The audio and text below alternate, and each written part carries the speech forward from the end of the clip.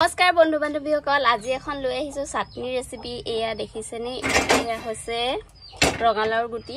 ৰঙালাওৰ গুটি খাবলৈ বিৰাট টেষ্টি লাগে, আপোনালোকেও এনেকৈ বনাই খাব দেই। এয়া হৈছে বিলাহীটো বইল কৰি লৈছোঁ আৰু ইয়াৰ বাকলিবিলাক গুচাই ল'ব আপোনালোকে।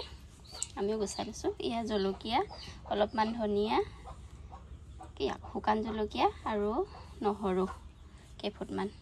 শুকান জলকীয়াটো অলপমান গৰম কৰি ল'ব লাগিব। এয়াই হৈছে আজি আমাৰ চাটনি।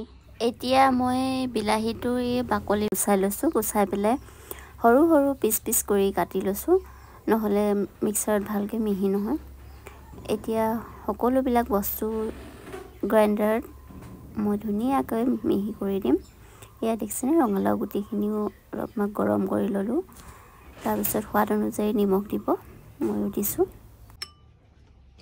আমাৰ চাটনি ৰেডি হৈ গ'ল। কি ধুনীয়া, ইয়াৰ গোন্ধটো মানে ইমানেই ভাল লাগে, খাম লাগি যায় আৰু। বহুত দিনৰ মূৰত এটা চাটনি ৰেচিপি লৈ আহিলোঁ, আপোনালোকে চাব বুলি আশা ৰাখিলোঁ আৰু লগতে বনায়ো খাব। ভিডিঅ'টো যদি ভাল পালে লাইক, শ্বেয়াৰ, ছাবস্ক্ৰাইব কৰি দিব। Thank U.